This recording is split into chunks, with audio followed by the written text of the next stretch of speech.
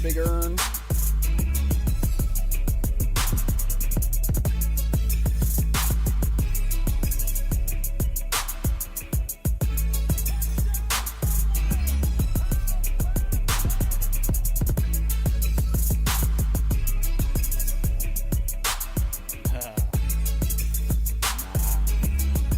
We doing a legit Super Bowl.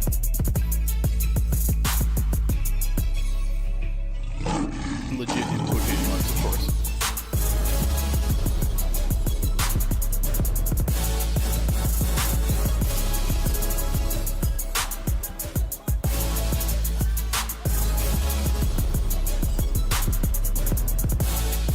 I haven't checked out that episode yet, Bigger. How is it?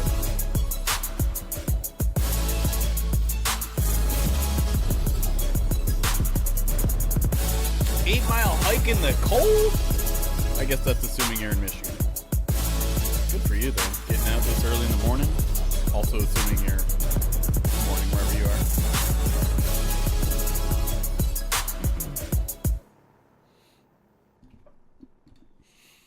Good morning, everybody. Or good afternoon, good evening, wherever you are.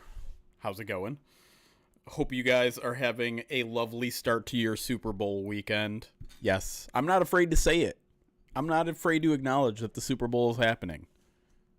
Because, hell, Super Bowl's fun. Ain't no shame in saying it. I don't care if the Lions aren't in it. I'm excited for it. I don't love the teams, but as I said in the question of the day today, you can put a competition between the best people in the world on the biggest stage in any sport, any competition. It doesn't even have to be sport. Like I'll watch the spelling bee. Just having the elite athletes competing on the largest stage in their respective skill. That's high entertainment right there. It's a spectacle, exactly. And they really do it up for the Super Bowl, obviously. I don't need to tell you. The commercials, the music acts. It's fun. It's great.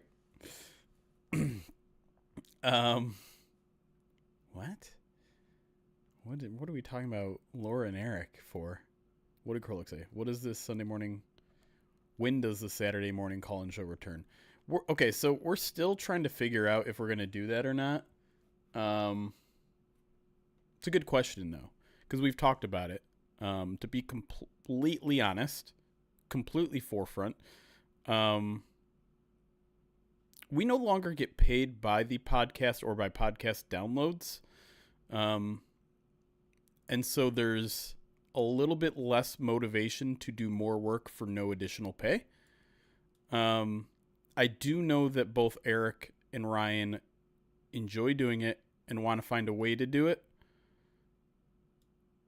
But we also want to make sure that if we're giving you guys 3 or 4 hours of our Saturdays during the off season, that it's worth their time. I feel like the honesty is the best policy with you guys there, because it's one of my favorite things I get to do during the off season. Because one, I just like talking to Eric and Ryan. They're both really good friends of mine outside of work. And two, it's a very loose and fun setting that we get to talk to you guys. I feel like everything we do has the community in mind. So, there's different levels to it. You could just be you could just be a reader. You could just be someone who interacts on Twitter. You could be a commenter on the website. You could be a subscriber to Pride of Detroit Direct. You could be someone who watches us live and, get to see my face and hear me talk and interact with you live in chat. Or the next level of that is the call-in show where we literally get to talk to you one-on-one like that. So it's not something I want to lose, but with the way everything changed with the podcast last off season, there is less incentive to do it, because before they were I'm not even getting paid for the podcast, spoiler alert. But they were getting paid by the download, getting a piece of the pie depending on downloads. That's no longer the case. So it's going to be tough. Going to be tough to figure that one out, but we'll hopefully figure something out. J Rago, thank you for the 7 months subscribed on Twitch. Krolik, 45 months subscribed on Twitch, says, let's go, Jeremy. Who wins? Oh, that's what the reference was. Let's go, Jeremy. Who wins in a cage match? You, Ryan, or Eric? It's a good question. Let's see. I think I've got them both beat in terms of speed. I think Eric's probably stronger than I am. He's got they both have dad strength, to be clear. So I'm working against that. I think in general I'm probably more athletic than both of them, but I mean, we're talking about a cage match. This is strength, and listen, I'm short, I'm small, not that strong, don't work out. We'll see. Well, I don't know. We won't see. I don't think we're actually going to do it. But I got dad strength working against me. Also, you'll never believe this, but I injured myself yesterday. Playing disc golf. Let me. So you probably heard me talk about disc golf a lot lately because I'm playing a lot now that the season's over. When it's as icy as it currently is right now, do not recommend disc golf. Definitely slipped and landed flush on my back, and now have, I wouldn't say a serious neck injury, but like, you won't see me doing a lot of that today. It's going to be more like, let me read chat, let me watch the game, let me read chat. Like, my neck's not in great shape, but I mean, it happens when you're old. Sometimes you just sleep on it weird. Anyways, hey, we're here doing a Madden Sim today. The final one of the 2024-2025 season. We're not going to sub in the lines, as I think some of you may want. And I think that's what we did last year, but only because the Lions got so close last year. They didn't get close enough this year for me to be like, well, the Lions should be in it. They didn't earn it this year. So we're just going to run a Chiefs versus Eagles Madden Sim today, but we're just going to be hanging out. Who cares about the Madden Sim? Who cares who wins? Who cares who wins tomorrow? We're just here to hang out for a little bit. Because I like streaming. If the football thing never works out or dries up, I guess it's working out right now. I'd consider being a streamer because it's fun, and you guys are a riot. For as much as I razz on you guys and you guys razz on me, this is fun. I'm a real streamer. I'm a real streaming. That's right. Rise the Beast, $2 super chat on YouTube says this stream feels criminal. Someone call the FBI. Not gonna touch that one. You laid that one out for me, Rye. That's a trap right there. I'm not gonna talk about it. That's why you got to be like Chris and push your personal stream. Well, I mean, if this ever dried up, this would become my personal stream. Dating with Jeremy's on Saturdays, where we review your dating responses to your dating profile and choose who to respond to. No. That's a hard no right there. Wow. California Laird. I don't know if that's what CA stands for, but how dare you? You might not be wrong, but how dare you? Where are my alerts? Why didn't I get an alert for that? Oh, the alert box is turned off. That's why. Roar the Lines UK, 28 months subscribed. Says this is a sad man sim. Here's to a great season. So when are you finally getting to draft prep? Let me check what the date is. February 8th. Probably about 2.5 months. Something like that. I don't know. As soon as Eric drops his first little draft chart, hey, now it's working. Then I'll at least familiarize myself with some names. But I'm not even close to ready. I haven't even looked at who's going to be free agents out there yet. That's like a target for this upcoming week. Is who's out there? Who could be out there? That's the thing too. Is like you look at some like free agents for 2025 list, and like 50% of them aren't going to make it to free agency. Reisman mock draft 1.0 come out. I mean, the next mock draft I do might be my first ever. So don't hold your breath. Thank you. This hat was actually a gift from me. Someone knew the creator of it, and I should pimp it out real quick because it is a really nice hat. It came like in a satchel bag too. It was crazy. So shout out to my buddy Amy. Oh, I forgot. Hold on. We'll go full cam to show it off too. It's a A5_S aesthetics on Instagram. Oops, I just come on, get it in. There it is. You have to see my ugly hair for a second here, but this is blue, if you can't tell from the... It's kind of like a felt. And it's got a lion on the side, Motor City on the other side. It's a pretty nice hat. I don't know where the link is. A5 Aesthetics, if you want it. It's comfy too. It's a strap back if that matters to you, not a fitted. It might come in fitted, I don't know. Anyways. All right. So we're not gonna bother changing the lineup because 1, I don't care. 2, I don't even think either team is that injured. I know like Jalen Carter's sick, but I imagine he's gonna play. So I think we just jump right into it.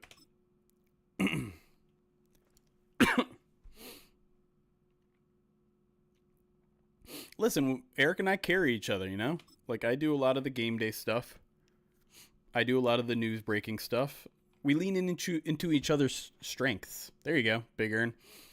I'm good at, like, the quick, easy hits. I'm good at being around, and I'm not nearly as busy in my personal life as Eric is, so I hit the news stuff.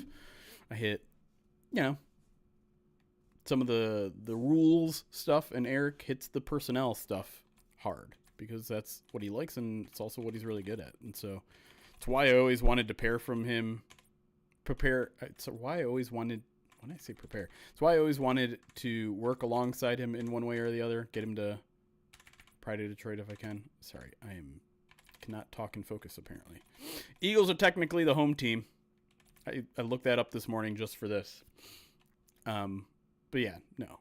There's a reason why in midweek mailbag I called him my off-season savior, because he very much is. All right, so the Eagles are wearing, I think they're wearing this. Are they wearing this? I don't know. I think they are. We don't have to do what they want to do, what they're doing. But I think they're wearing, what do they call it?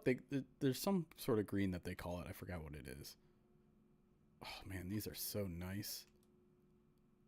I didn't call him honey. He called me honey. Or what did he call me? Was it honey? I think he did. Thanks for the follow, Jensen and J. Jordy. And Ballermo. Balleremio. Thank you for the 22 months. It says Fumblerooski. Careful.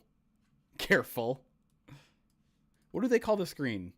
Chat, you're lazy today. Do we not have, we probably don't have that many viewers.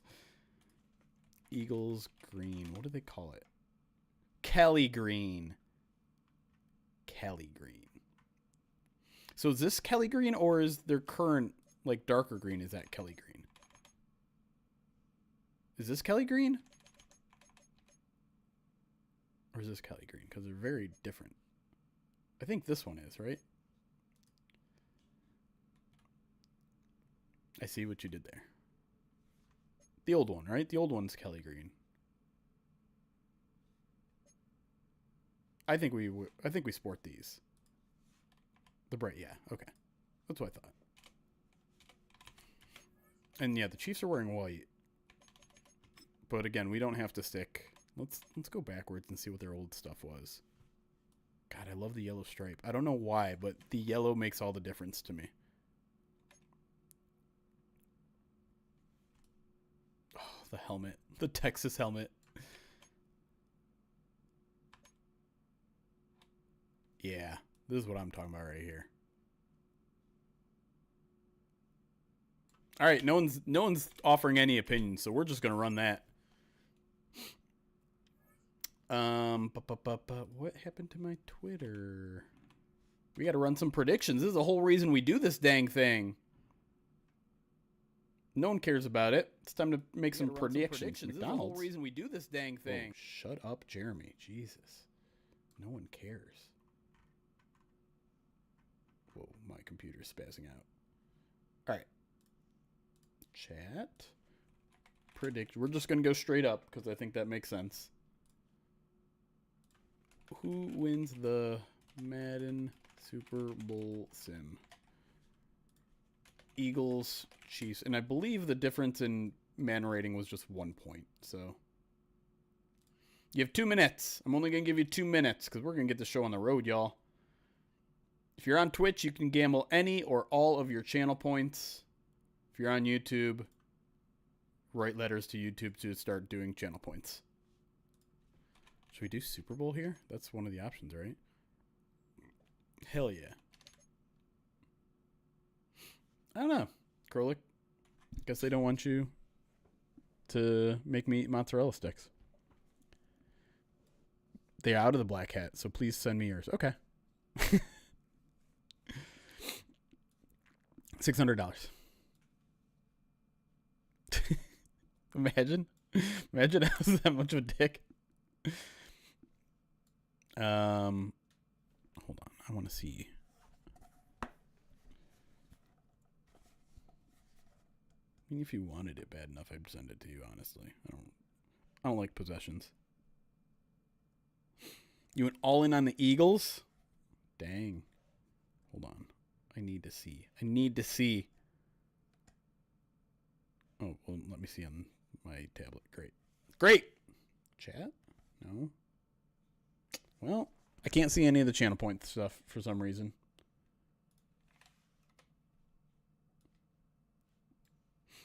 This feels like a very quiet stream right now. Why are we so quiet?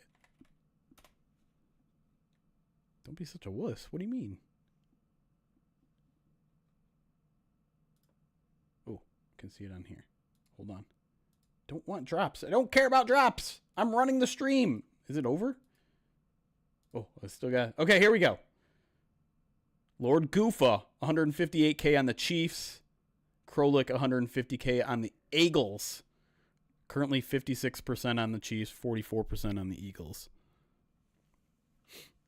Who do you guys want? Okay, hold on. 2 separate questions. Let's start with the first one. Who do you guys want to win?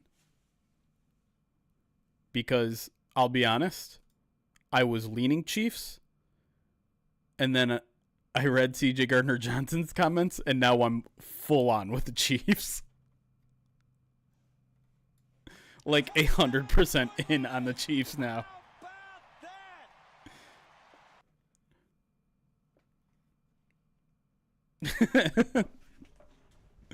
Oh, there is Darius Slay though. That is a fair point. There are so few former Lions involved in either of these franchises. It's crazy. I was writing an article on it, and then I kind of gave up on it because there's so few, but I think I'm still going to write it for tomorrow. Eagles. So it's still more Eagles. I'm really high on right now, Jeremy. I forgot what TJG said. Switch my pick. Okay, fair. I mean, I expect nothing less from CJ Gardner Johnson, to be clear. I mean, he basically said the same stuff when he left Philly the year before. And quite frankly, I don't believe him when he said he was promised that they'd sign him again. And also, there was a point, I don't know if you guys read the whole Dave Burkett article, and shout out to Dave Burkett, who's been grinding his ass off at the Super Bowl. Put out a couple interesting stuff this morning too, including he caught up with Michael Brockers to talk a little bit about the inside of the locker room when the Lions turned things around. And he talked to Gerald McCoy, I think, talk about the new defensive line coach. Anyways, the funny part of the CJ Gardner Johnson story to me was he's like, we were like at the midway point of the season and they said they were going to extend me, but they hadn't extended me by then. I'm like, wait a second. And if they hadn't extended me by then, I was like, well, why bother? So this is how you expected things to go. Lions sign you to a 1-year deal. in week 2, you tear your pectoral muscle, and then somewhere around week 10, in the middle of that injury, when you have given them a game and a half, you expected them to be like, hey, let's come to the table and sign you for 2025. That's what you expected to happen? That's what you expected to happen? Very silly. I don't think he thinks some things through logically before he has it leave his mouth. Is the best way I can put it. Interesting guy. Relatively good dude, but he certainly doesn't think before he speaks. Sure about that? What are you looking forward to most at the Combine? Talking to the Lions coaches. I'm hoping to do that. I'm not looking forward to almost anything else. The shrimp cocktail. I'm excited to try that finally. That's literally it. I'm not looking forward to the player media scrums. I don't think they're that valuable. I think I'm certainly not there to rub elbows with, like, I know that's a place to meet agents and, supposedly advance your career. And I know if I was a little bit more serious about it, like becoming, I don't know, like a draft guy or a national football writer or anything like that, like this would be a good opportunity for me. But I'm going to be quite honest. I don't have those aspirations.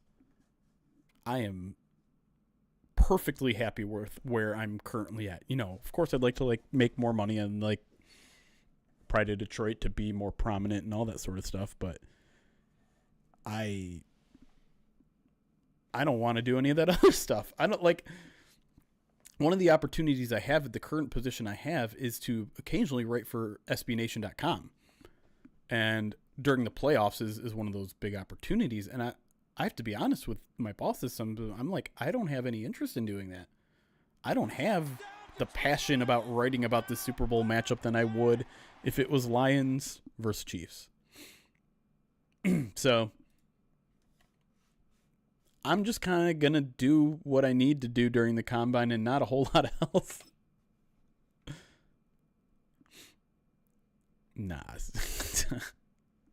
Exactly. I am the Hank Fraley of the beat. Would I take an interview with a big publication? Sure, just to see what it's like. Would I leave for it? Probably not. I don't know if I've said this on stream before, and I don't think there's anything wrong with saying it. 3 or 4 years back, I interviewed for the Detroit Lions social media job. Like a full-time social media job with the Detroit Lions. They reached out to me and said, hey, we think you might be good for this job. You want to interview for it? And I said, yeah, sure. I have no idea if I would have taken it if I had gotten offered it. I didn't get offered it. And to be quite frank, I don't think I was the best fit for that job. I think they probably made the right decision there. But that's kind of exactly what I'm talking about, where it's just like, yeah, I'll look if the opportunity's there, but I'm not that interested in jumping ship right away. It'd have to be a good deal. And other similar opportunities have come up, still covering the Lions at other places before. But none have offered what I currently have, or at least significantly more than what I have to blow what I currently have up.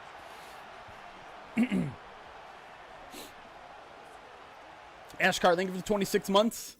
Says the last sim of the season. Side note, do you think Amon-Ra and Terrion Branch podcast will continue and start during? Has Terrion and Branch talked about a podcast? Did I miss this? I do think Amon-Ra will continue to do it. It seems like they're in it for the long haul. It is funny to me that they haven't had a guest. They had a guest, the same guest, I presume, bail on him 2 weeks in a row, and he actually seemed like legitimately pissed this past week. Saquon Barkley. Can you share who would take over POD if you like? I don't know. I mean, the logical answer would be Eric, But ideally, if I'm leaving to do something else, he's coming with me. Big Sean? Did they say that?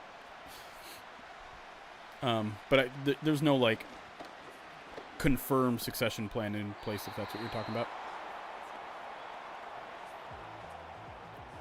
Am I worried about any offseason shakeups at SB Nation again, or are you feeling more secure this year? It's a good question. It's always in the back of my head. I don't have any indications that those are coming. I do know Pride of Detroit remains one of the biggest sites among SB Nation, and not just SB Nation NFL, among SB Nation, period. Jalen Hurts, by the way, escapes the pocket pressure, picks up a key first down there on third down. The podcast stuff is interesting because I know for a fact they're investing a lot in podcasts this year, but it's the national podcasts. It's the, I think they have like an Andy Roddick podcast. I know they have some former NFL player, like kind of a celebrity podcast thing.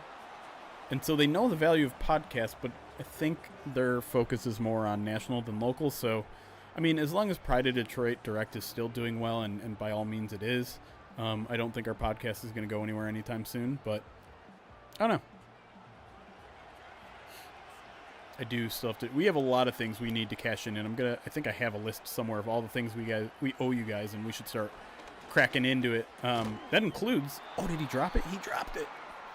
That includes some donors who earn themselves a spot on the podcast. So we'll have some guests from our donors coming soon. What are your thoughts on Darren Sproles and Bruce Gradkowski? Okay, here's a little fun tidbit that I haven't shared with anybody yet, other than our staff. So Bruce Gradkowski.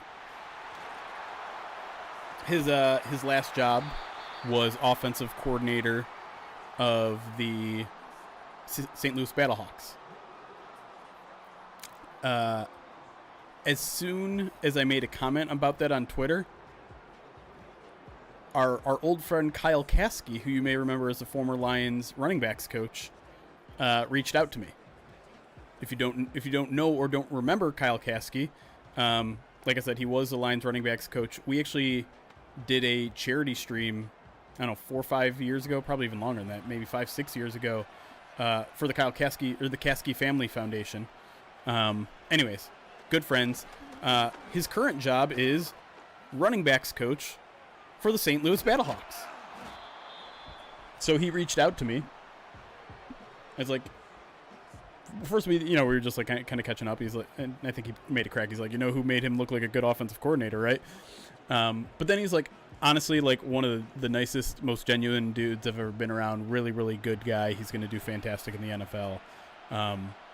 You guys got a good one. So a big, huge endorsement from someone who has worked alongside him for the past 2 years. I don't. As for Sproles, obviously the Lions haven't hired him yet. The report out there was that the Lions are just going to interview him. But he's another guy that, has direct ties to this regime, so they know him. Bill Brasky. Do you still have the ball? Dang, it's a long drive.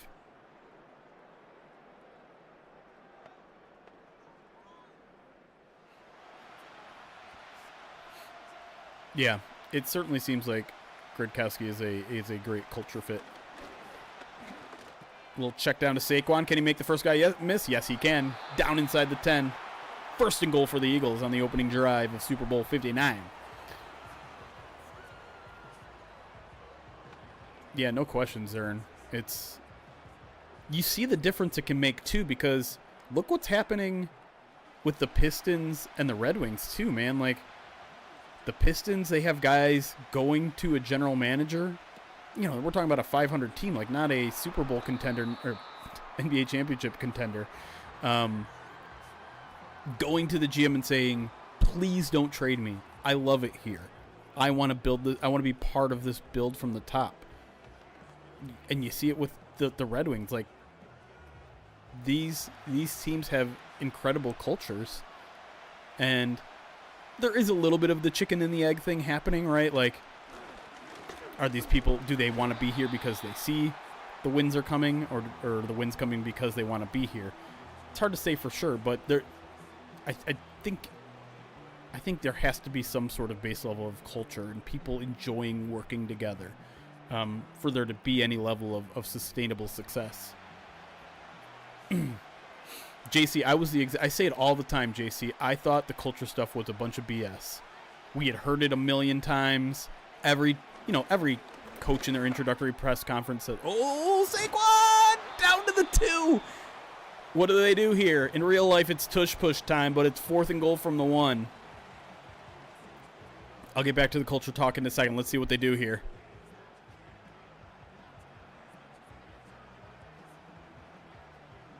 Boo! All right, culture talk. So yeah, because I was definitely of the belief that the culture kind of comes after the wins. Like, you win football games. I don't care if you have a dictator running the team. It can work. You can be hard on your players. You can be a player's coach. It's just a matter of X's and O's and players, right? And I've definitely done a big 180 on that. Huge 180 on that. And again, there is a little bit of the chicken and the egg stuff still happening, but I think you look at that 2022 season as evidence that if that Detroit Lions team didn't have a good culture, didn't have people who liked coming to work every day, didn't have players that liked each other, didn't respect their coaches, they never pull themselves out of that hole. Never. Absolutely never, ever, ever pull themselves out of that hole. And we saw it with the Patricia years. The game just crashed.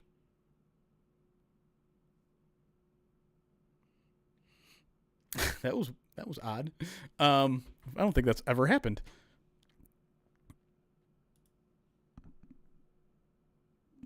But in the Patricia years, like, they had that year where they started. I said that's what happened. They went 3-3-1. They were 3-3-1 after a certain amount of games. They just come off like a big road win against Miami, and like just a little bit of turbulence at that team, and they could not figure it out the rest of the way. I think that was also the year that Stafford got hurt a little bit.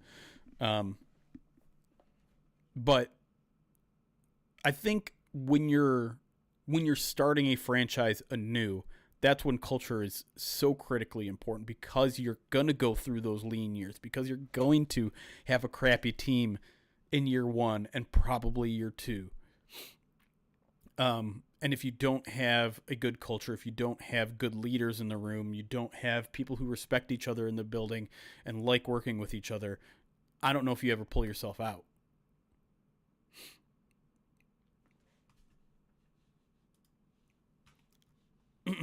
I wonder. So sometimes Madden saves where you're at, and when I fire it up, it might be able to just continue to where we were. Forfeit Lions win. I like that. LJ, thank you for the 57 months too. Sports Turf Pro 22 months says hola familia. Hola.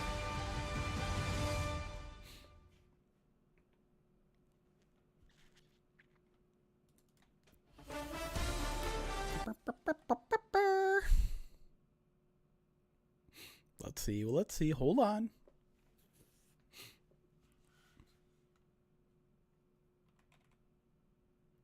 This is just like the Ravens 49ers Super Bowl. There we go. See? Lights went out. Take a quick intermission. Come back on the field. Still love that Dan's dudes have not lost back-to-back games since October 2022. Sign of great culture, great coaching. And another sign, Dan got robbed again. Yeah, do we want to talk about the NFL honors?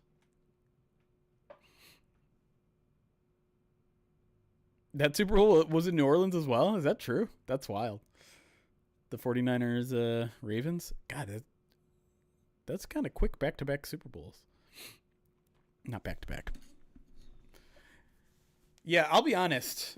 I was not aware of that list of voters in the NFL honors. I was under the assumption it was almost exclusively beat writers. To see some of the names on that list was shocking, might not be the right word, but maybe disheartening, because I don't know. I put a lot of, like, where I think the Pro Bowl is relatively trash, I've always put a lot more stake in AP, all pro teams, because all pro teams are voted by those exact same 50 people. And I'm not going to bother to name names because there's nothing for me to benefit from from me listing the people that I don't think have any business having a vote. But now seeing that list, suddenly I have a lot less respect for all pro, and I hope to God AP reconsiders their list next year, because there are some people that just have no business. Like, just because you work for a big company and you cover the NFL does not mean you're a good analyst. It might mean you're good at your job, but in a lot of those cases your job is to be entertaining, not informative. And I want informative people making that vote, not entertaining people making that vote. And I'll leave it at that.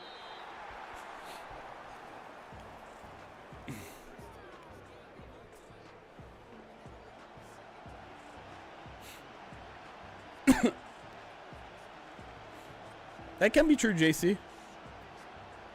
There is not like an ideal candidate, in my opinion. Like, actually it is. I'll take that back. There is an ideal candidate, in my opinion, of who should be voting on that, and that's national writers. Writers. Not people who get up on TV, not people who are on the radio. National writers who make their claim, make their popularity due to their writing skills, due to their analytical skills writing. And not columnists either, to be clear. I don't want columnists either. I want national NFL writers. Exactly, JC. Doug Farrar is another guy I very much respect. There were some votes that Doug had that I didn't agree with, but I respect his opinion.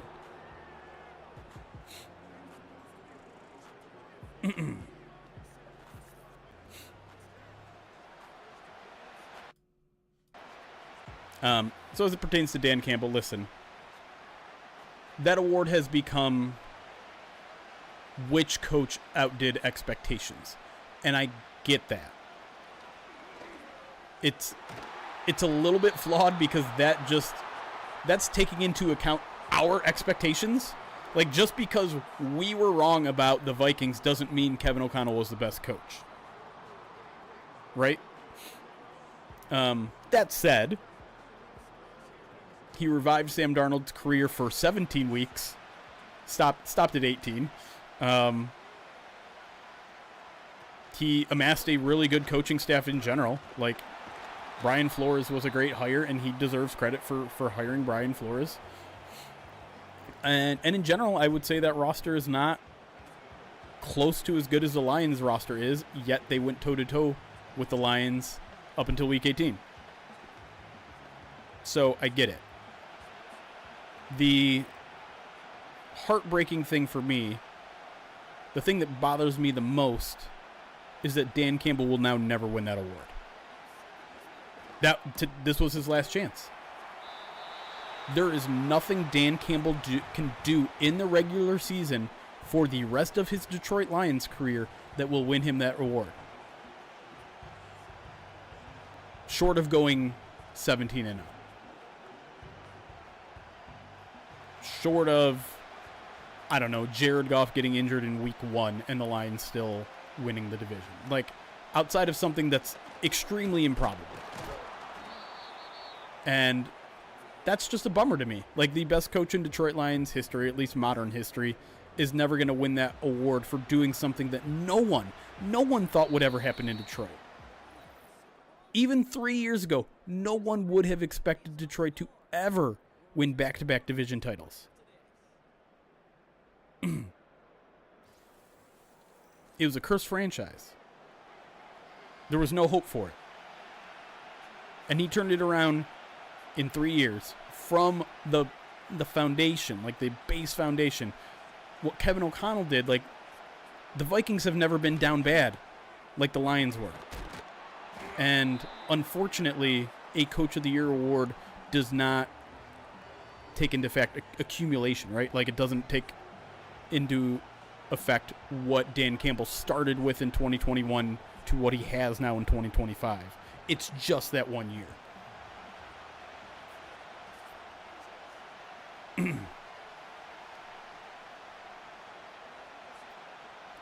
And so that whole thing is just a bummer to me. I get why people voted the way they did. I'm not actually that mad that Kevin O'Connell won it. It is funny that he won it despite losing to the runner-up twice. But I get it. It's just, to me, it's a bummer. Like, I almost want it to be a show of appreciation from us of what you've done. Like, I want him, obviously he knows how much he's idolized in this state right now, but I want there to be physical proof of our appreciation of what he's done in 4 years. Oh, a little toe tap. He says he's out of bounds, though. Here come the refs. Here come the refs. They're going to overturn it.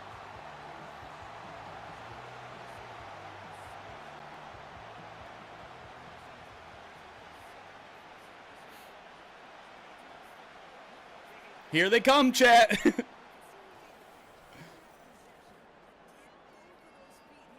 That certainly looks like he had both feet in. And it didn't look particularly close.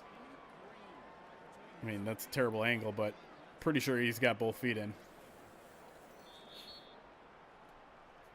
People weren't, because Dan Quinn, you know, there's a difference between 14-3 and whatever what did the Commanders finish? Yeah, that's an easy tutty. 12-5. It's only 2 games, but I don't know, people kind of forgot about the Commanders. They were kind of an afterthought after the regular season. They'd slid a little bit, like they were kind of on top of the NFC for a little bit, or at least close to the top of the NFC in competition for the NFC. Then they hit a little slow skid, and I think they just kind of fell out of the national spotlight. And remember, this is voted before the playoffs even start, so anything that the Commanders did in the, like, if the, I think Dan Quinn may have won it had, you know, the vote been now or after the Super Bowl.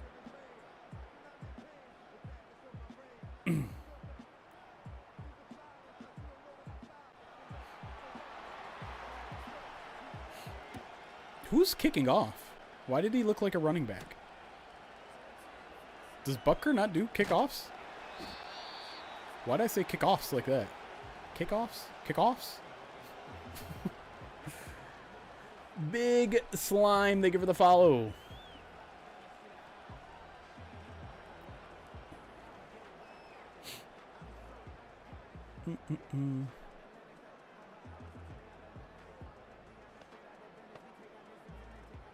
Kickoffs? Playoffs? Kickoff? Okay, this is a fun little formation. A little play action, plenty of time for Jalen Hurts. Pretending to run, not going to run, then going to run again. Going to get hammered after about a 2-yard gain. Not sure that one was worth it.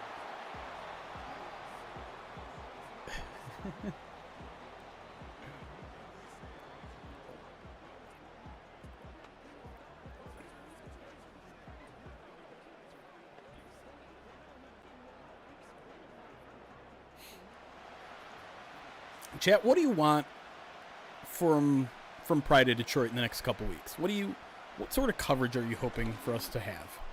Because I'm kind of, this is the, I don't want to say the deadest part of the year, because the deadest part of the year is after OTAs. A calendar shirt.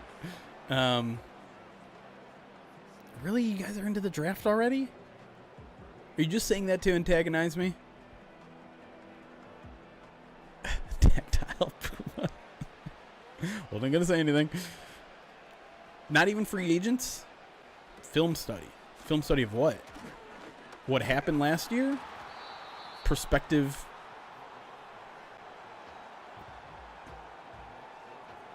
I appreciate that, though. It's not really an option, but I appreciate you saying that. I know Morgan is going to be working on some film breakdown stuff of, I think, Lions free agents. More on the coaching staff. So I do plan on doing a bigger breakdown on Shaw.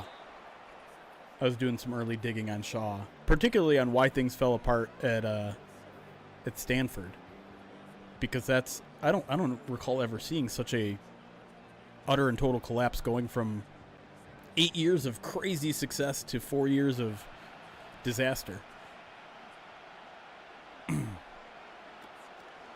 Tight end coach replacements. That's a hard thing to look up, but I see that. I've already done profiles on 2 of their other guys. On Casey. Casey, is that his name? Darius Slade looking sweaty out there. Casey and John Morton.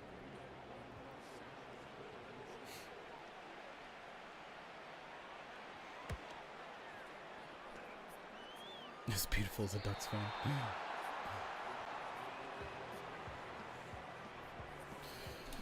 Yeah.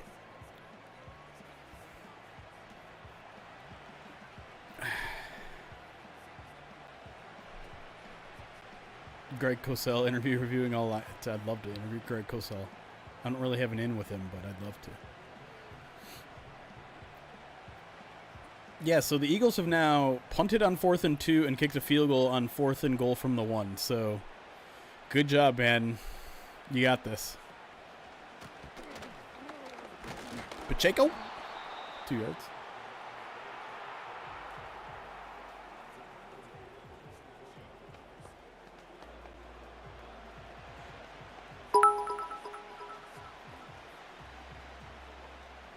Special teams suck and you want to talk about kickoffs? Kickoffs?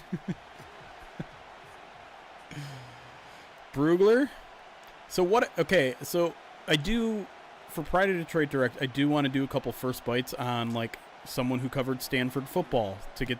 Oh, my God! Thrown right at the linebacker. No way that's Zach Bond, right? Mahomes with the first big mistake of the game. Oren Burks with the pick.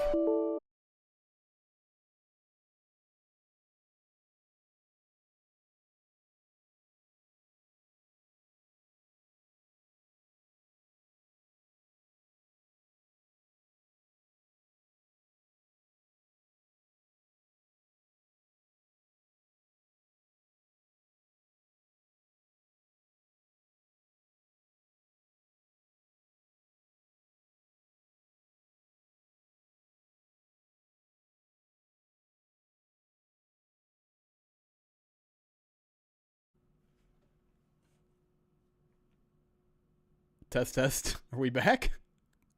Kickoffs? Kickoffs? I'm not sure what's happening. But this ain't good. I think it's about to crash again. It crashed everything. And I think it's about to crash the game again. Wait, crashed Chrome first. Yeah, there it goes. I don't know what to do now. Do we try this again? Do we try one more time? I'll close out of some other programs. Maybe I'm just overloading everything. Oh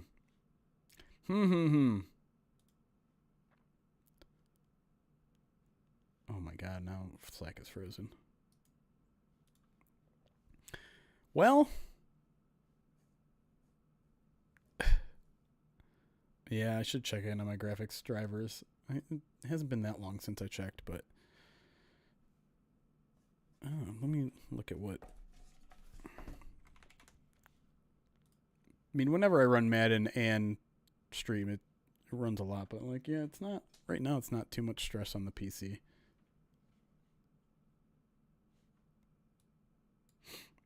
I should close out of Chrome, though. Let me do that. Just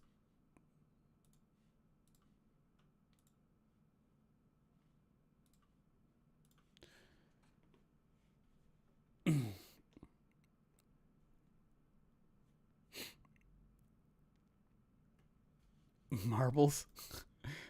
If we did marbles, we'd have to probably sit through like a 2-hour update of marbles.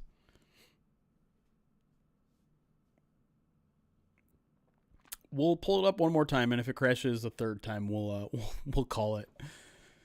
Maybe just turn this into a Lions Q&A or something, which it kind of is, anyways. To be honest, what is happening? Weird. A very nice guy. Thank you for the follow.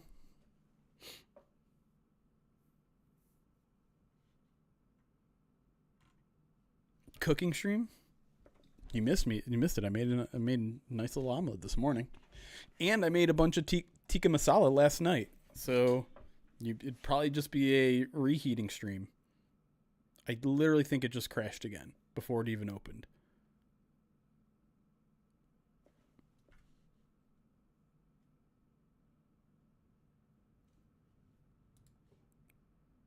I'm not sure if that counts as crashing a third time.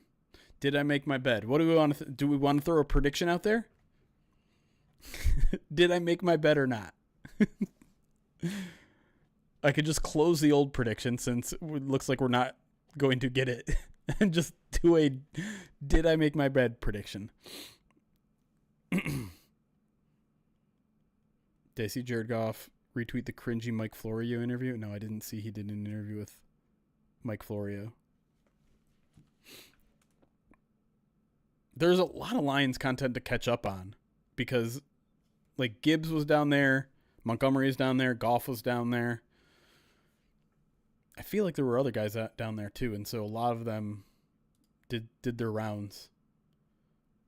I do not like Mike Florio. It's nothing. Is this Michael Penix? So he retweeted an interview that wasn't even him?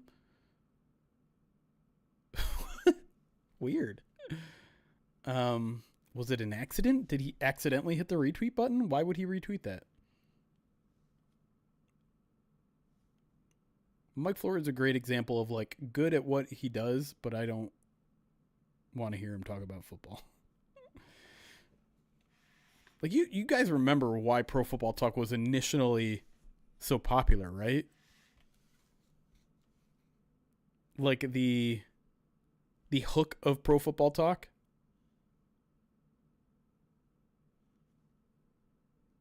Does anyone remember, or at least this is how I remember it?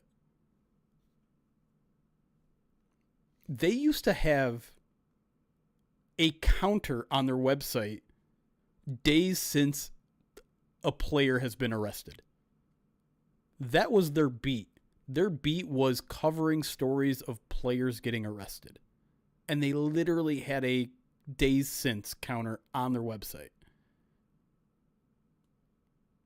Like they were Mike Florio was the ambulance chaser of NFL reporting. Very cringy. He did retweet it. That had to have been an accident.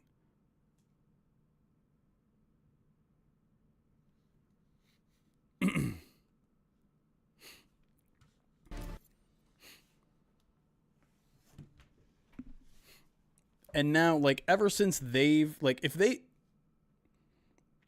were good at aggregation, which is, I don't love aggregation, but I understand how if you want NFL news cycled to you, it's convenient. And so as a, like, here's news, we're just going to have a 100-word blurb on every possible NFL story out there. If that's what you wanted to be, that's great.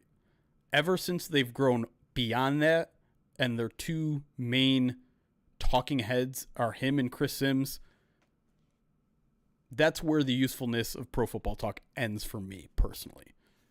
I don't care what either of those guys have to say. I know Chris Sims played in the NFL, but he, to me, ruined his reputation very early with some ridiculous takes. Inexplicable takes. And so, yeah, they outgrew their usefulness to me. Yeah, great. That's what you should do. What you should do is just follow people that you trust. Because here's the things about a lot of aggregators is they suck at it. They're good at being active. They're good at getting engagement. What they're bad at is relaying information from other people accurately. There are so many people, so many aggregators that, they'll be like a beat writer who's like 5 guys that the Lions should sign. And then an aggregator will take one of those guys and be like, NFL Insider thinks Lions are going to sign this guy in free agency. It's like, no, that's not what they said. They said, hey, here's a guy that could be a good fit. Not, he thinks they're going to sign somebody. That stuff drives me crazy. Because then another Lions aggregator will be like, oh. They'll see this NFL aggregator and says, oh my God, this guy said that. They won't bother checking on the original source. They'll just use the aggregator who says, this guy said the Lions are going to sign this guy. It's just, read the original source. And for God's sakes, if you do follow an aggregator and you want to share their news, please just go to the original source. If they're tweet, like, to me, it's annoying that people don't just hit the retweet button, but they don't do it because they want the stats for themselves. So if they do that and they at least attribute, say, according to this guy, this, that's okay. But if you see that tweet, don't retweet that. Click on the attribution, go find where that person said that and retweet that.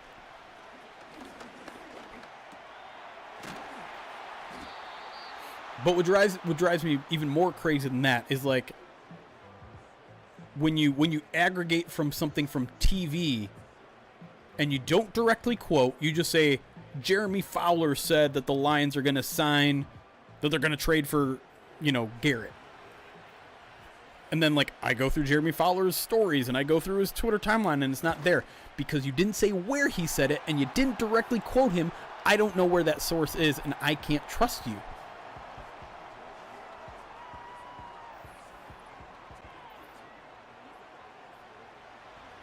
Yeah, Katie, I don't want to speak on that person because I get the sense they're a child or close to a child. But to me, it's really, really annoying when someone conveys the exact same information as you do and just puts it in their own words and says, according to that person, when you can just hit retweet.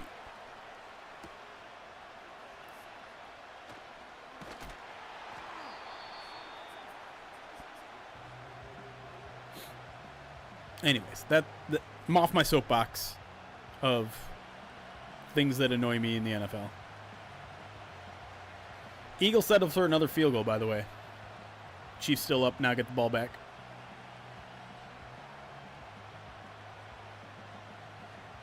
All I ask is that if you're going to be a cheap aggregator, be very clear and concise and all of that about where you found that information. And for God's sakes, like, quote. Just like spend an extra minute, 2, of getting a direct quote so that I can trust what you're relaying is exactly what this person is saying.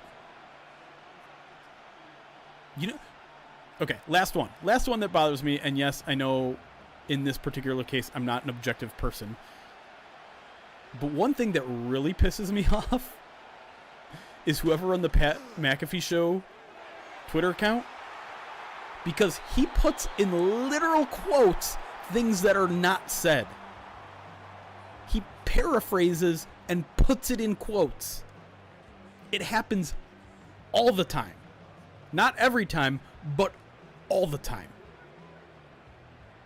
And if you just watch the clip in its entirety and you're just like, you're looking for the one thing that's in quotes, half the time you won't find it because they don't say that. And I'm like, do you know what a quotation means? It's crazy. I mean, you could probably get sued doing something like that. You are literally saying this person said that, and that is not true. Oh, God.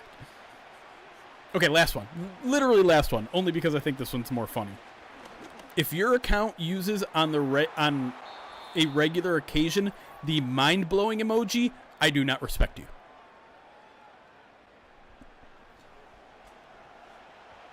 Not everything in this world is literally mind-blowing. And you know the worst time of year it happens? Training camp. Training camp, where a receiver will make a catch in individual drills. No one blocking him. No one guarding him. He makes a one-hander gauge. A.J. Brown, brain explosion. Whoa. Relax. Stop it. Kelly Stafford says Matthew Stafford might want to get traded since Cooper Kupp's on the trade block. Explosion. Stop it. Stop it.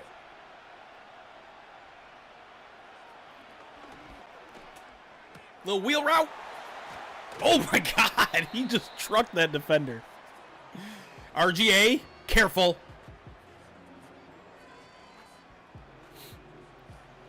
That's a good one too, breaking. Or break. I called you breaking. That's a good one. Phenoms. Wow. Talking about breaking. I write for a living, and the misuse of quotations without proper citation and or quotation marks or absence of this is a huge pet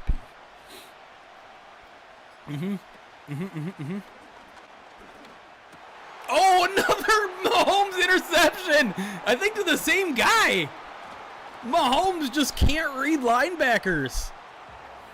My goodness. Oh, this one it was Zach Bond.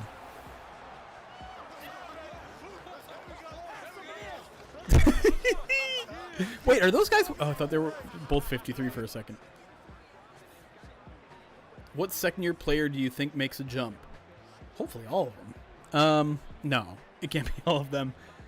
Well, Ennis is probably the best candidate. Ennis or Terrion. It's kind of boring answers, but I think you're expecting Terrion to take a relatively big jump. I know year 3 has kind of been the one that we've circled, but Terrion had a whole freaking season of on-field experience. 4 Kings. I mean, I bet like if there was someone that just had me on in the background that is like a Detroit Lions aggregator, that is the kind of tweet I would 1,000% expect for Kings Taco. Breaking: Jeremy Reisman thinks Cooper Kupp and Matthew Stafford are a package deal. Excellent. Brain explosion. I am very eager to see what Ennis has, because I know they were excited about him. I know they were very close. You know, it's no secret anymore that he was going to start that one game at nickel when he got injured in warm-ups. And so I don't think he ever just got healthy enough to get back in there. But it would not surprise me in the slightest if he was the starting nickel in week 1. But I need to see it. Oh, Jalen takes a bad sack, and that might do it for the first half. Colby year 4 or Broderick year 3, who makes the bigger jump? So we had a question like this on the midweek mailbag, just guessing. No, it was different. The question was on the mailbag, who gets more snaps next year? Is it Broderick Martin or is it Giovanni Manu? And Eric and I both agreed it was Broderick Martin. It's a little bit different with Colby because he's entering year 4. Oh man, that's for some reason I'm more optimistic about Colby. I don't know if the opportunity is going to be there for him to actually get on the field. Is Colby just year 3 as well?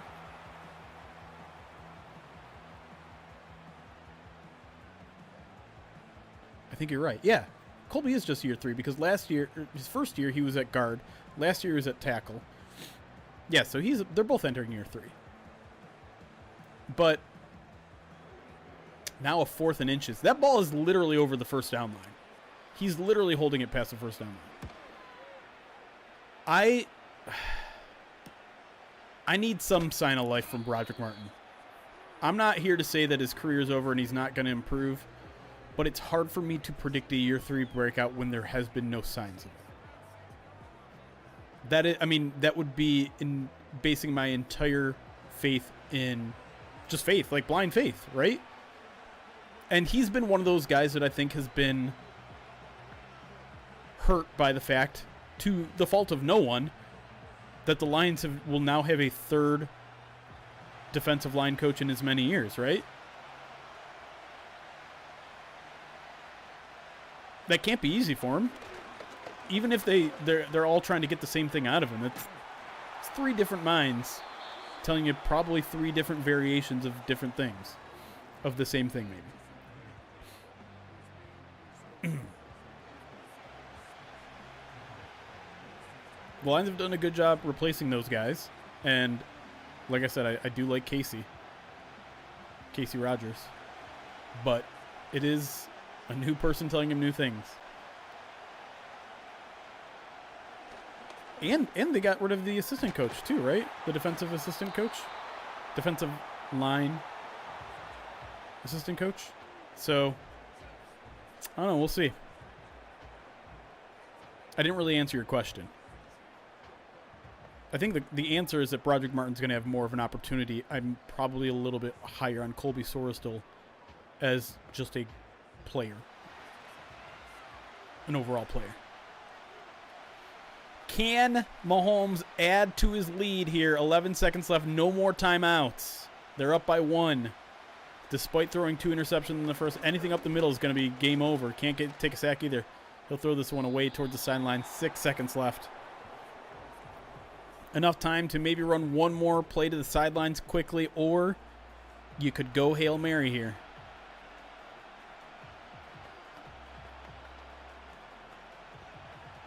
Damn, they actually did Nick Sirianni pretty nicely on that. All right, Chiefs spread them out 4 wide. Shotgun snap for Mahomes. Takes it. 3-man rush from the Eagles. Plenty of time for Mahomes.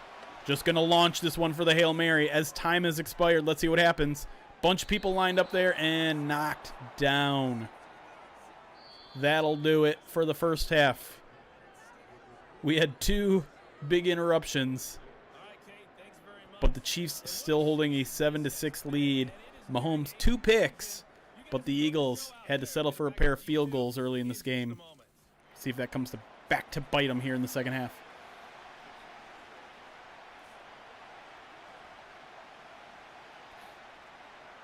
Yeah, maybe RGA. I felt like they gave Broderick some early season reps, and they're like, ooh, no. You are a liability. And that's the thing. Like, they keep talking about his pad level.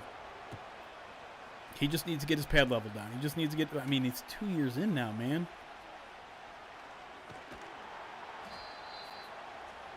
Computer just did something funky. A little nervous.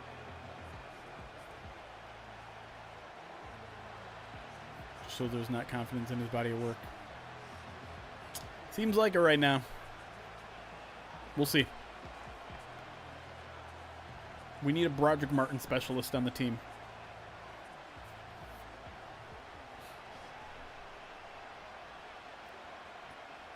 Chiefs get the ball back to start the second half. A little play action from Mahomes. Throws this one to his right. Finds an open receiver.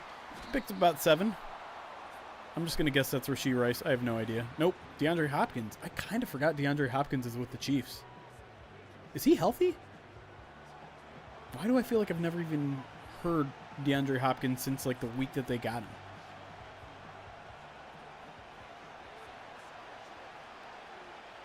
It's possible. I do kind of forget that Broderick Martin had an injury. He is what? He is injured?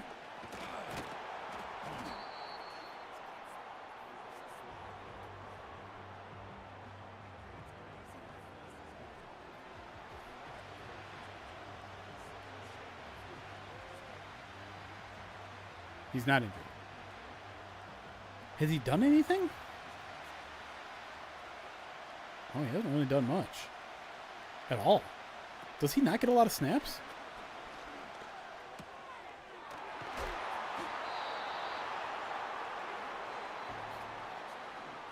I really hope he can develop and be that DJ Reader replacement long term, but got to see on the field first.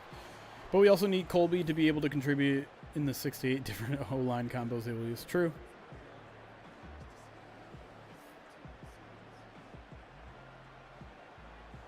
Yeah, the second week he was with the Chiefs, he had an 8-catch, 86-yard, 2-touchdown game, and has been mostly under 50 yards every game since. Crazy.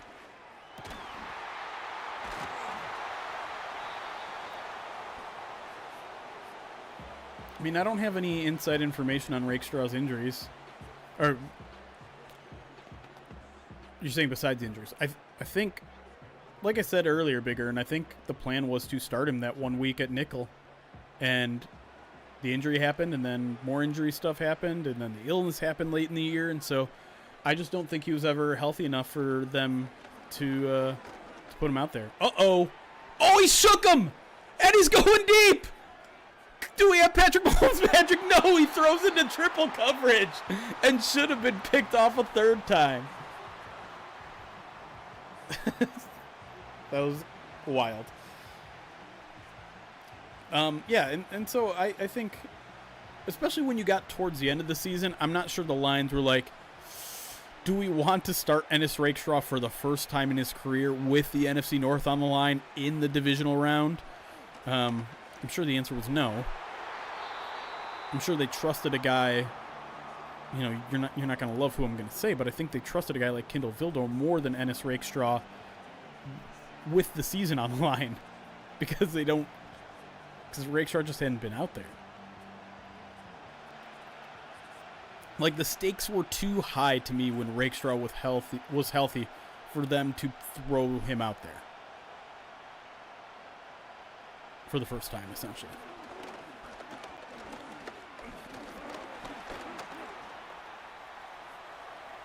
Oh, it looked like he was going to look at Patrick Mahomes. What is he? He's teleporting. Eagles should have had him down at least 5 yards short, and then he just like it looked like a fake slide right there.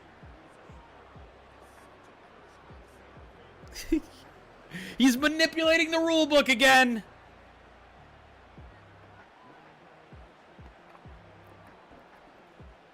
Get him.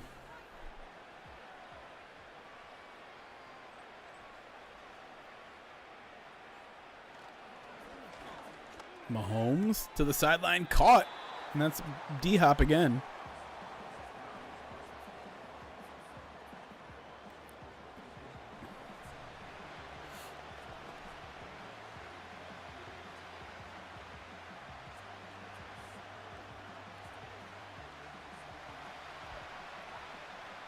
Sorry, just messing with my tablet here, trying to figure out the best way to use it during streams.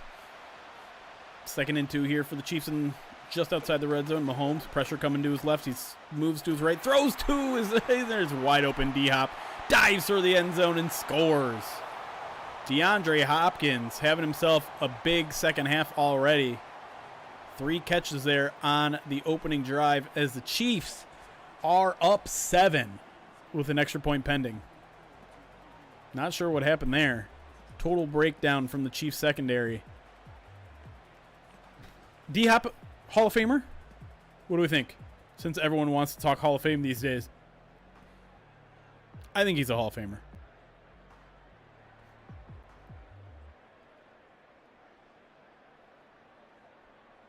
Let me look at his career stats real quick.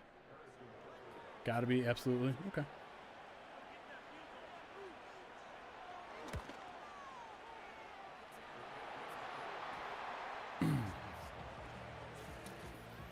God, he's been in the league longer than I thought. 12 years. He's a... That's not what I wanted. 5-time Pro Bowler, 3-time All-Pro. He's never had more than 13 touchdowns in a season, which is actually way less than I expected. But he's got 1, 2, 3, 4, 5, 6, 7 seasons of 1,000 yards or more. Yeah, receivers are tough. Like, the fact that Hines Ward still isn't in is wild to me.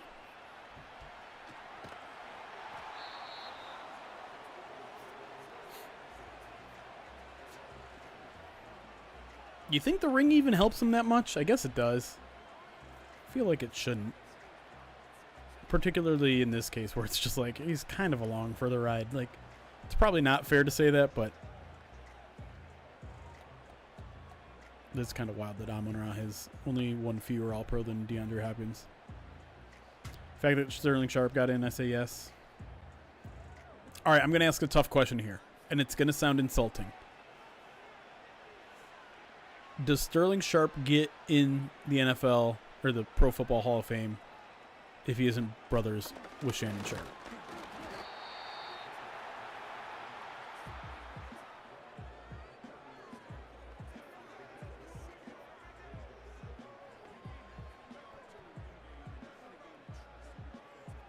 I'm not a gatekeeper of the Hall of Fame. I'm cool with letting whoever in. I really don't care. I think people get too emotionally charged in that. And to be quite honest, the fact, if you haven't seen it yet, when Shannon Sharp gets to tell his brother that he made the Hall of Fame, that moment alone made that choice the right choice.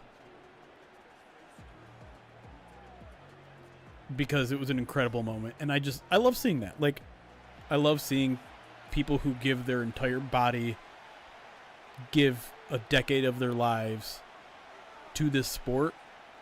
Decades of their lives, I should say, because it's not just what they do in their pro career. It's tens of years getting to that moment. I love seeing those people rewarded in a way that is immortalized forever.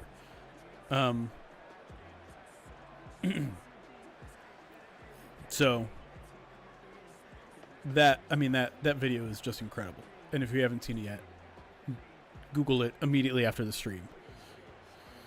Chiefs in trouble. I'm sorry, the Eagles in trouble, by the way.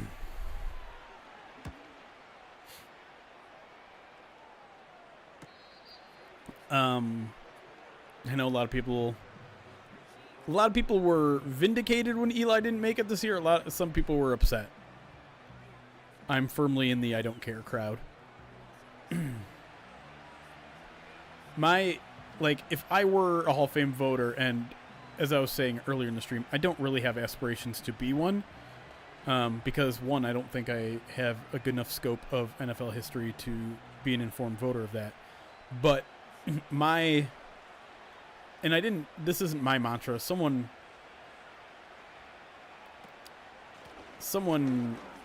said this was kind of how they think about it, and I think it's smart. Can you tell the history of the NFL with or without this person? And if the answer is yes, you can tell it without that person, they probably don't belong in it. So can you tell the history of the NFL without talking about Calvin Johnson? Of course you can't. Can you tell the history of the NFL without Barry Sanders? Of course you can't. Can you tell it without Eli Manning? The answer is probably no. So he does belong in, and I'm not of the belief that there should be as a voter, there should be a difference between a first ballot and a second ballot. I don't think it makes sense if you're a Hall of Fame voter to say he belongs to get in, but not in the first vote. That doesn't make sense. If he belongs in, he belongs in.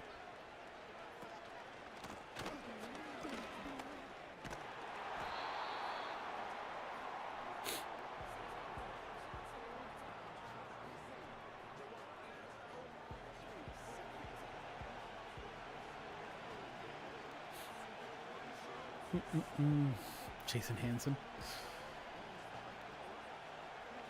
The thing that's going to be tricky as we get further and further away from like Jason Hansen and other eras of football is comparing stats.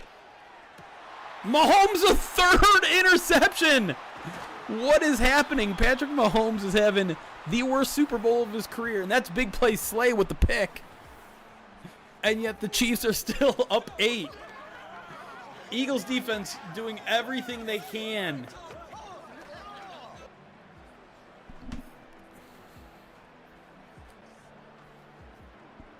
That's just perfectly played.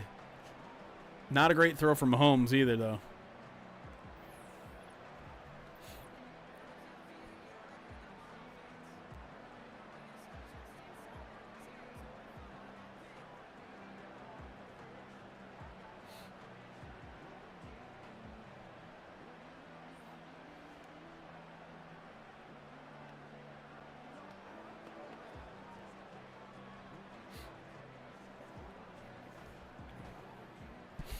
All right, Philly.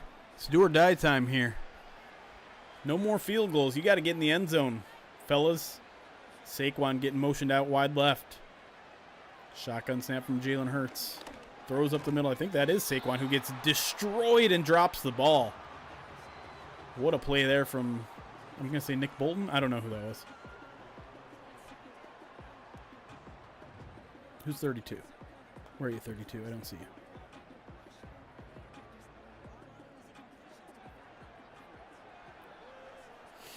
Eagles just getting smoked offensively. Oh, Hurts gets out of it, throws a wild throw. Incomplete. Panicked a little bit there.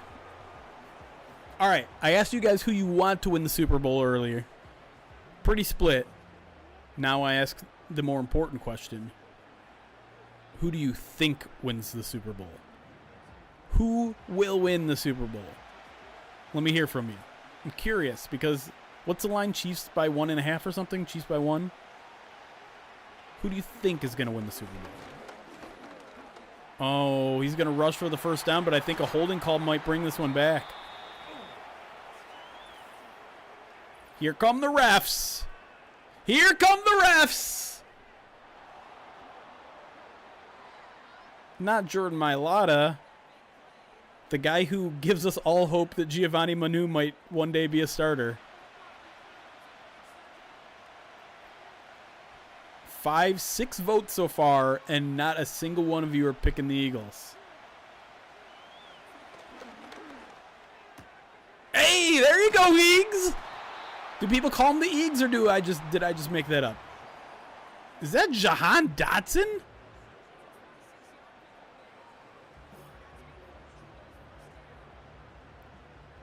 I think the Eagles are going to win. I do.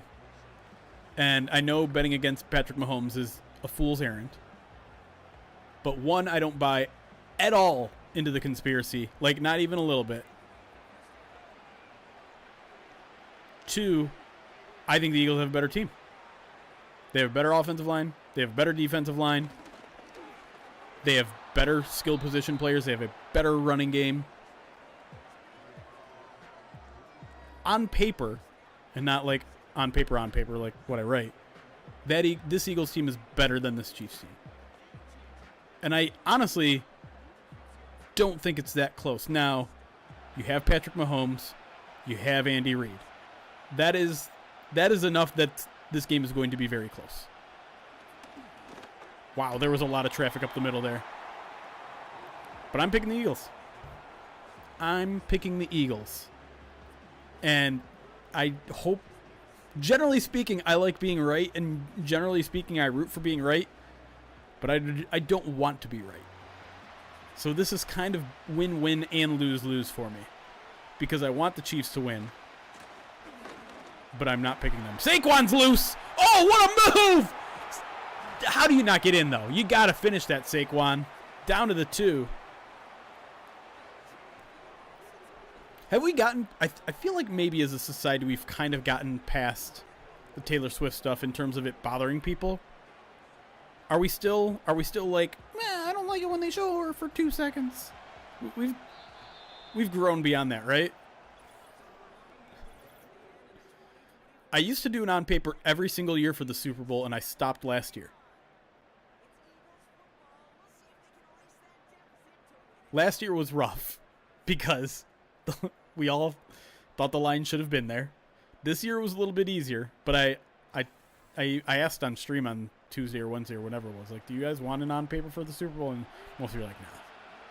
And the sense I get is no one cares. Oh, I'm sure there's still some NFL fans that hate it. Oh, that was the worst run quarterback draw I've ever seen in my life. Dick Duran passed away? Oh, man.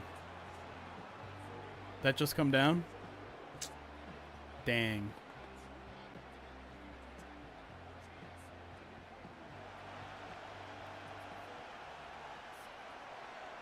Yeah. There it is. Jalen gets the corner. He's going to stroll in. And the Eagles, a 2-point conversion away from tying this ball game up.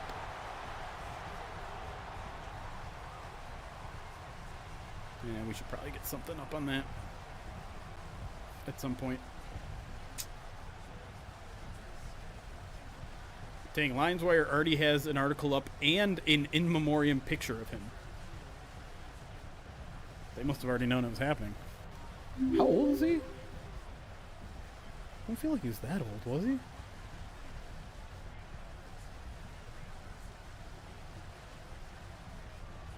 Neuro Defunct, thank you for the follow.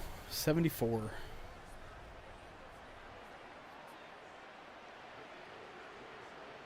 All right, big 2-point conversion here. Little shovel pass to A.J. Brown. Can he get in the end zone? Yes, he can! And we are tied up at 14. Bam. Finally, the Eagles capitalize on a turnover. We are tied at 14, 7:31 remaining. I'm not going to be cooking anything. I think I'm just going to have a relatively small get-together with Reno and maybe another person or two. So no point in cooking anything big. Oddly enough, I don't have a lot of, like, friends who like football. Dick Duran, JC Spad. Dick Duran passed away at 74.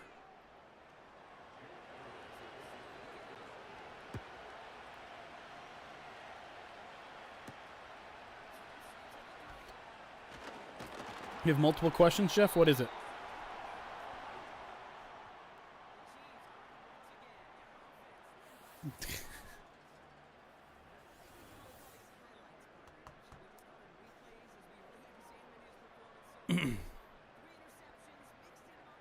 Were your friends that like what? I think my plan is to like grab a pizza on my way to Reno's and then just chill for a little. Just chill during the game. Just chill, dude. Just have a chill sesh. Off season's been all right. The one thing that's tough for me is going from like such a structured week to no structure at all. Oh, you're saying you guys are my football liking friends. All right, who wants to come over for a Super Bowl party? Or who wants to have me over? I don't want to throw a party. Where do you see POD in 5 to 10 years? It's a great question. Man. It is a good question. I'd like us to have a daily show on Twitch or YouTube or both. Mahomes breaks free, throws across his body, finds an open receiver. There's some of that Mahomes magic right there. But no, I would like to do like a daily show. Maybe only 30 minutes or so. I'd like to have multiple people on staff as full-timers. This, to be clear, this is like ideal spot. I don't know how realistic any of this is or will be.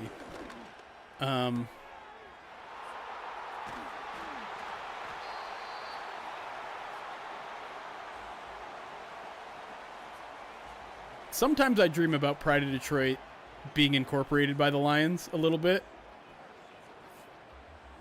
Like us just being kind of an offshoot of the Detroit Lions. But the problem with that is I wouldn't be able to speak as freely as I currently do, probably.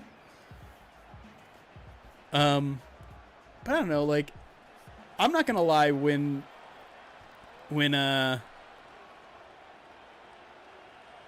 whenever there's like a change in staff at DetroitLions.com or within the Detroit Lions, part of me's like, wouldn't it be cool if just like Eric and I had some sort of like show or column or something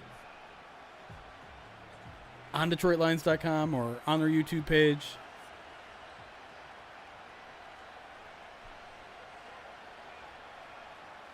You're not even going to watch the game, Katie?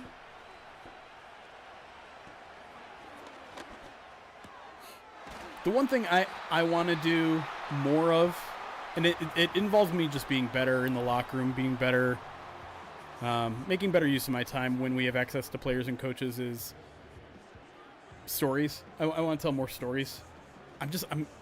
It's not my strong suit. Long form is hard for me because I like to get everything done at once. And you can't do that with long form. But like I tried to dip my toe in a little bit more this past year with the player interviews that I was doing on Pride of Detroit Direct every week. Are the examples being partnered with team? I feel like some of the bigger markets have like video correspondence, and obviously the Lions do with Tim and I can't think of her name.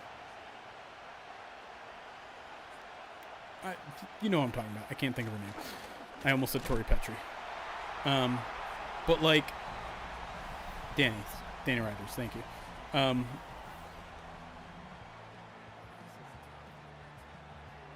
I don't know.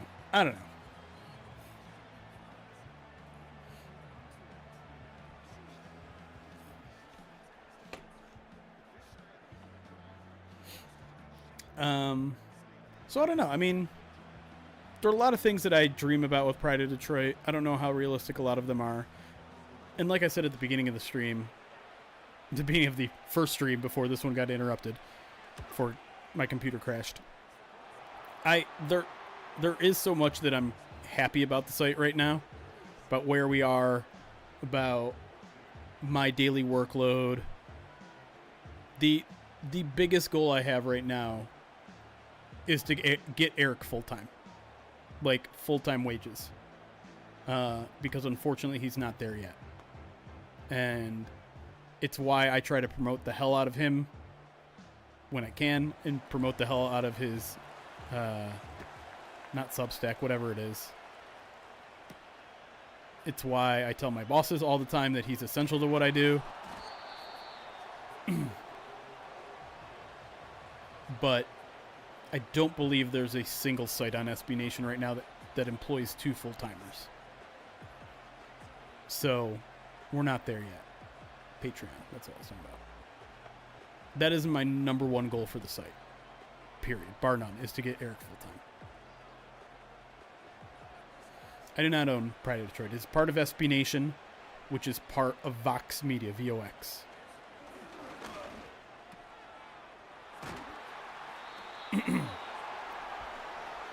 So, and honestly, that's been my goal for a while. I don't know how to make it happen. Aside of a horrendous downturn performance-wise being fired, do you see Dan or Brad leaving Detroit? No. I think I think Dan or Brad would only leave this organization on their own terms by retiring.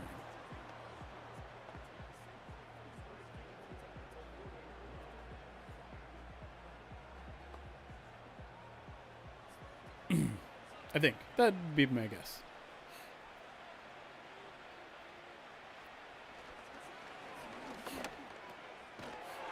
Yeah, so like a quick backstory on Eric. I know a lot of you guys were like really psyched about he was doing those prop bets every week, right? This guy is going to get over this many yards. This guy gets over that many yards. Did them for a while and then stopped doing them. And the reason is very simple. Those were sponsored posts. He was getting paid every time he did them.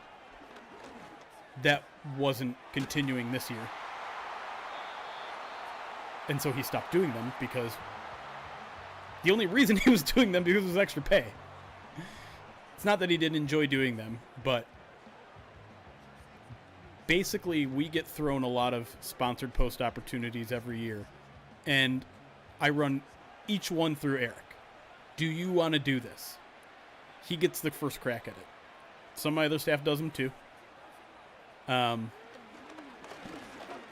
But Eric gets first crack at it because he's my 1B to my 1A. Like so much beyond what is even written on the site is Eric's doing. Some of the staff decisions we've made, some of the scheduling of articles, editing articles when I'm not there. Anytime I take a day off, he's the guy that's making sure the site doesn't collapse on itself. Oh! Devontae Smith! A huge score to tie the ball game.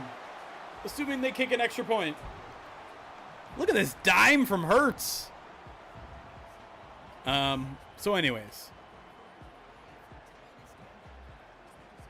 I try to throw every piece of sponsored content Eric's way just so that I don't feel as terrible about exploiting his work, which I'm going to be honest, I feel like I'm doing all the time. Since he's not getting a full-time wage anytime, anything he contributes to the site, I am getting at a severely discounted rate. And I don't feel great about it. So, my bosses are well aware of how unhappy I am with how he's getting paid. And I know Eric's not happy. Unfortunately, that's part of the business. But I'm doing my best to make sure it's not part of Pride of Detroit. Like I have people asking me all the time, hey man, I'll just write for free if you just give me the opportunity. I don't want that. I don't want to perpetuate that in this business. And I want people that are that hungry, but I want to be able to pay them. Question 3. Spielman has said before that after we hoisted the Lombardi Trophy, he would retire happily. But do you really think he would? It seems like the allure of winning once will feed you to win more. It's a good question. I kind of get the sense when he says that, he probably means it. I don't think there are a lot of things that Chris Spielman says that he doesn't actually mean. But you're right. Like, your mindset can absolutely change as time goes on. And even, Spielman said he had no interest in being a general manager, yet he took a general manager interview this offseason. So mindset can certainly change. But I wouldn't expect it necessarily.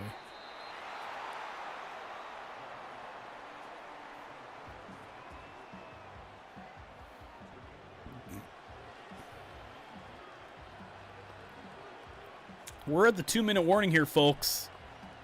We got ourselves a tie ball game in the Super Bowl. It's possible, Phenoms. I think it was probably a mixture of two things.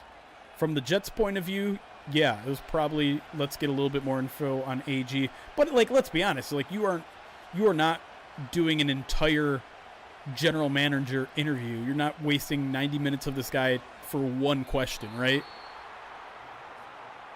What do you think of AG?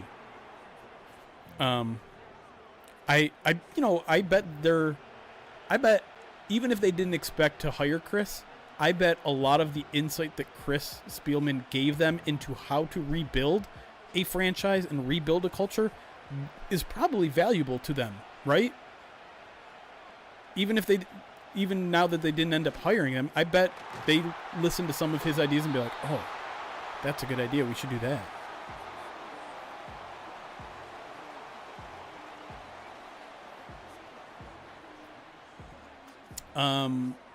No, we don't make enough money on YouTube to cover the cost of, say, a Graham Glasgow or a TJ Lang to be on our show regularly. The amount we make on YouTube per month is probably somewhere between $400 and $500 on a good month.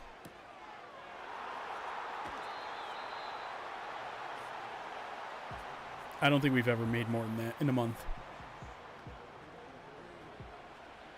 So if we were to have a weekly show with Graham Glasgow or TJ Lang, they would have to agree to a show for $100 a show, and then we would break even.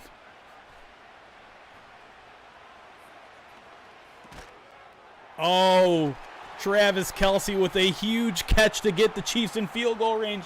A buck 18 left, and this is headed towards the place that we all feel like it might.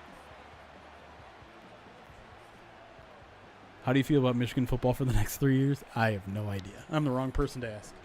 I know I'm a Wolverine, a Michigan graduate, but I don't know. They did hire Rick. What are they doing with, what is Rick's role? Is he just like a senior assistant? That's a big tackle for loss there. Is that Zach Bond again? Zach Bond making plays. Not a gimme field goal from here, about a 54-yarder. Senior advisor. When do I want to retire? You guys are coming up with some good questions. Very personal questions, but some good questions. I don't know, like 60, 65? Like, I am not someone that is married to the job. I'd love to not be working. Another tackle for loss here. And now we're at 3rd and 11. This is a big play coming up. How much do teams know about other teams' facilities for player improvement type ventures? I don't know. It's a good question. I'd imagine a lot. Because when you think of a team, you have so many players and coaches coming from different organizations. Oh, he picked up about 3 there. Super Bowl 59 is about to get decided potentially by a 51-yard field goal. Butker.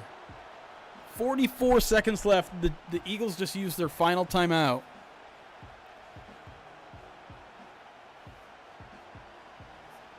It's officially only about a 50-yarder.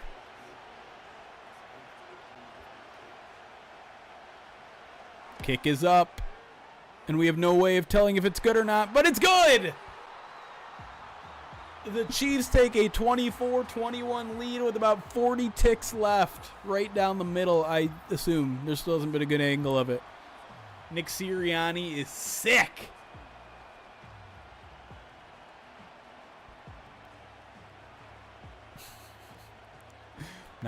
I'm not involving myself in this Bucker conversation. I have my thoughts, but listen, I'm saving the political stuff for Twitter retweets, and I'm going to, in a quick moment of honesty, I kind of love how pissed off some people get that in my political tweets, I change it to only people I know can respond, and that pisses people off so much. And here's to the people who say, like, oh, you're a soy boy pussy, you don't even want to have a discussion. Here's my take on why I do that. One, it'll get, like, if I leave it open, I'm going to have people arguing in the comments for literally 2 or 3 days. I don't want to see that. It clogs up my timeline. I don't care about it. Second of all, if you want to have a conversation with me, my DMs are open. I am more than happy to have a, if you're not calling me names, if you're not being an idiot, more than happy to have a discussion about it in my DMs. Not doing it with 180 characters, 240 characters, whatever it is, while people are screaming obscenities at me.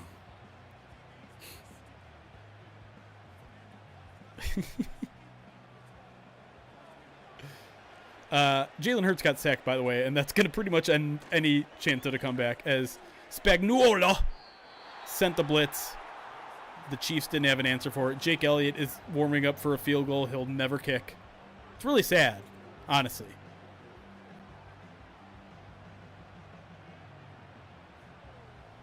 CJGJ, public enemy #1 in Detroit right now. He's up there. As a sports figure, like, who right now is an active sports figure that is more hated than CJ Gardner Johnson? Because, like, you could go, you can go historically and find other people. Why are you throwing it away? Here's a good question. Do you guys hate Aaron Rodgers or CJ Gardner Johnson more right now? Javi Baez.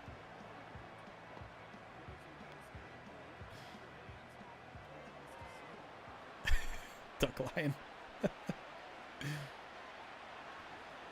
A-Rod. Okay, still A-Rod. All right, you're going to have to score a touchdown on this play. I don't think you did it. All right, there you go. Claude Lemieux's not active. That doesn't count. CJ Gardner Johnson. Aaron is a sad old guy now. Claude Lemieux isn't active either. Put that ring on my finger.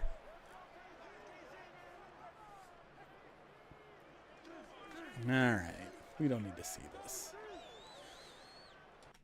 All right. At risk of crashing my computer again, I'm going to open up Google Chrome and give you guys your points.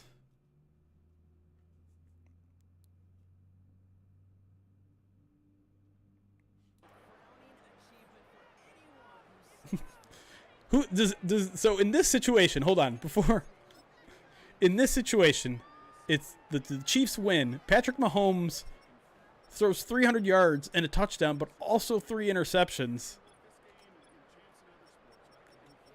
Does he still get Super Bowl MVP? Ooh, might be Travis Kelce.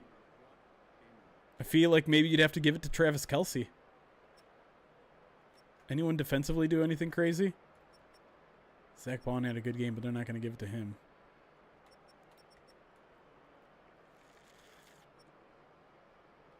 Drew had 8 tackles, 2 tackles for loss, and a sack. Diop didn't have the stat line that Kelce did, though. He did have a nice stat line, though. All right, let me get out of here so that my computer can run. No. We're not playing again. I'm just happy we were able to get one game out of here. You've been on the field for a Super Bowl celebration, Sports Turf Pro? I might need a story there. You can't just drop that nonchalantly.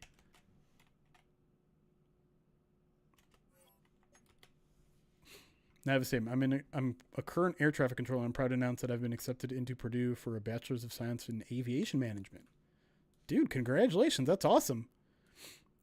I know it's probably been a weird couple weeks for you, given all of the news surrounding aviation. I hope everything's okay. I guess that's the only thing I can say. Twitch.tv/Pride of Detroit.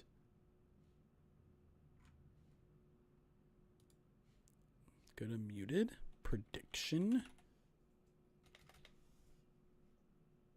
As a turf student at MSU, I won the opportunity to be on the... Whoa. You were grounds crew at the Super Bowl. What? The one in Detroit? Well, no. Do you need a grounds crew at Ford Field? Which Super Bowl? Chiefs are your winner. Channel points have been given out. It's on the field for Rodgers' last game against the Lions. My life is complete. Nice. That is also pretty nice. That was a hell of a game. It's rough out here. Yeah. San Diego Raiders Bucks. God, that was a while ago. Are we talking... We're talking John Gruden era, but I'm not sure which team he was with. The Raiders or the Bucks. Raiders Bucks Super Bowl. 37? The 2002 season happened in January 26, 2003. Gruden was the head coach of the Bucks. He won the Super Bowl that year. I'm looking it up. I'm cheating. Halftime show Shania Twain, No Doubt, and Sting. Hell yeah.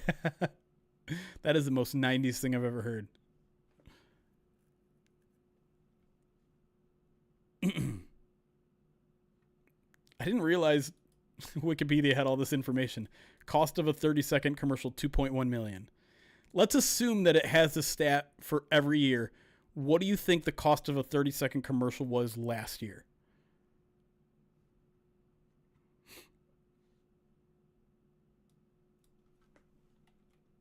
L-I-I-V, is that right? Take a guess. 12 mil? 50 mil?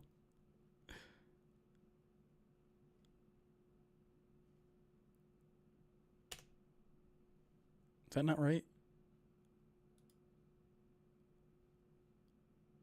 LIV? Wait, what's LIV? Is that last year's? No, I'm way behind. What am I doing? Oh, it's LIX. That's LIIX? Shoot, Super LIXX. Is that a thing? This year is LIX. Is it just LVIII? It is, isn't it? I'm an idiot. It's been a while. So chat, relax. 7 million. 3 times what it cost.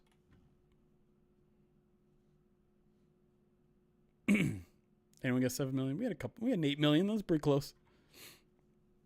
I talked about the Coach of the Year stuff a little bit. I understand why they gave it to Kevin O'Connell. I'm just bummed that the Dan's essentially never going to win it. I was going to ask if they're going to do a Nickelodeon thing, but it's on Fox this year. I used to know Roman numerals, all right? I was on the right track. Like, I was doing the right math. I just didn't remember if it's 2 under, do you do the LIIX? Like, because you got 50. And then IIX, is that 8? Or is it LVII? I couldn't remember. Because I know LIX is 59. That's what it is this year.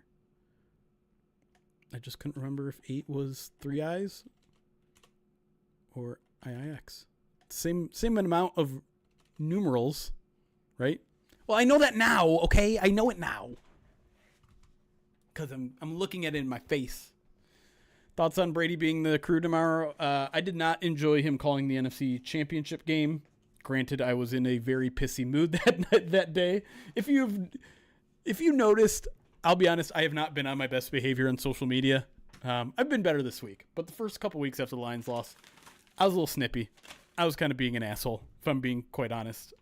I got called out on it a couple times, and they're mostly right. I was being snippy towards... I think part of the reason was I was mad about the Lions. Part of the reason was I still don't. I'm still kind of frustrated by the idea that Ben Johnson and Aaron Glenn weren't locked in. I still think that's a bullshit narrative. 1, because you can't prove it. 2, because I don't I've talked about it a million times, but I think the one part of that argument that I haven't made clear enough is I don't think Ben Johnson was bad. In the immediacy after the game, I did. But the longer I looked at that game, I don't think it was a bad game plan. Defensively, maybe, but Aaron Glenn was working with what he's working with. So, like, I think that narrative can't even get off the ground because the Lions' offense was fine in that game outside of the turnovers. But anyways, we don't need to dig into that again. Point being, I was being a little overly snippy. I know people say they like it. I don't like it about myself. I don't. I want to be more of a positive influence out there. Listen, if after every podcast, every stream, at the end I say it's chaos, be kind, and I leave that and I be an asshole on Twitter for 72 straight hours, no one's you should properly call me out and say, hey, aren't you the guy that says be nice after every podcast?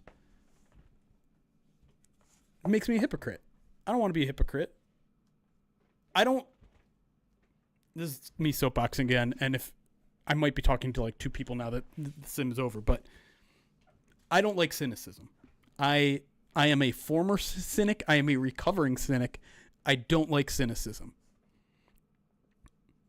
I think it only, like, you are a hypocrite. I think it only adds negativity to the world. I think there has become this culture of cynicism, and I always point to House as the quintessential example of someone who is not a good person, yet we like for some reason. We like him being an asshole when there's no reason for him to be as much of an asshole as he is. I just don't like that.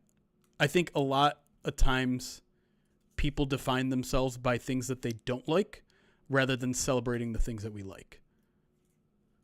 And so I'm trying to be better about that. I always have that in the back of my mind when I'm sending out a tweet. I'm like, Brady sucks in this broadcast, and I want to fire off that tweet. Sometimes I don't have the strength to hold back, but most of the time, I'd rather be saying, "Hey, isn't this awesome thing happening? Let's focus on that." It's not to say you can't criticize people, but I think sometimes I feel like there's just this culture of like it's cool to tear things down. Yes, kick puncher. Yes. That Conan speech resonated with me so much. Absolutely. Oh man, now I do we want to just watch that right now? I don't want to watch it on stream because then it'll demonetize everything. But oh my gosh, that Conan speech is so good.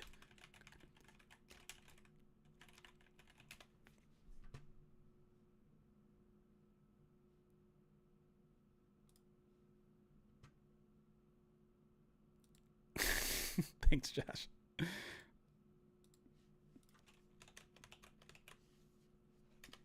I'm going to watch this as soon as I'm done.